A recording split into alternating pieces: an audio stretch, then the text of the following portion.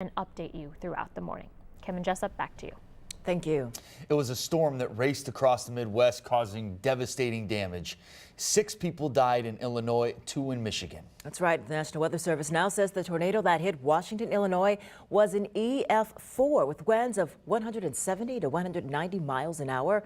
Our own Jeremy Ross takes you to the scene where survivors describe the devastation.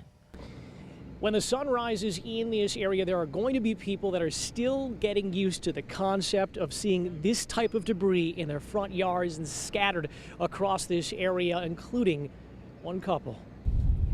Hid behind the stairs, and in about 15 seconds, I could see daylight. The mayhem may have taken less than a minute, but the storm took so much from so many. Hundreds of buildings were damaged and more than 100 people were injured when high winds moved in an EF4 tornado touched down in Washington, Illinois. It took Sarah Adams' house, but fortunately not her life. Lucky, thankful, grateful. Her husband Dan was spared, and she managed to recover her wedding dress and our wedding rings were on us and our cell phones, and that's literally it.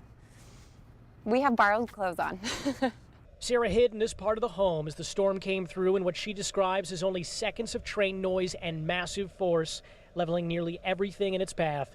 The strength of the winds managed to park a neighbor's car where the garage used to be. A boat rests where part of the home was. State workers assess the damage. The debris is easy to spot. It is much harder to find a sense of normalcy, but neighbors are working on it. We'll get up and we'll move on, and better than we were before. Sarah is a registered nurse, and she said as soon as she was able to get out of her home, she immediately began tending to some of her neighbors. Now, she's staying with family members and is still getting used to the concept of not having her own home. In Washington, Illinois, Jeremy Ross, Fox 6 News. The National Weather Service also visited Dodge County, checking out the damage in Eustisford.